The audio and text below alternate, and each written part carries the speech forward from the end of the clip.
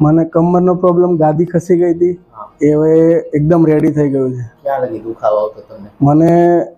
મને દુખાવો થતો હતો, કમરથી લઈને પગ આખો દુખતો હતો મને.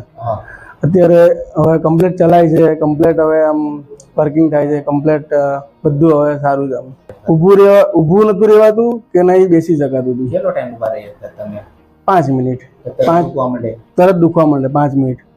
અને 5 મિનિટ નહીં પણ 2 મિનિટ બેસું ને તો દુખવા માંડે. ખાતો હતો ને તો બી ઊભા ખાતો હતો. એટલી તકલીફ પડતી હતી. પછી ડોક્ટરને બતાવ્યું હતું તો ડોક્ટરે એવું કીધું કે તમારું ઓપરેશન જ છે.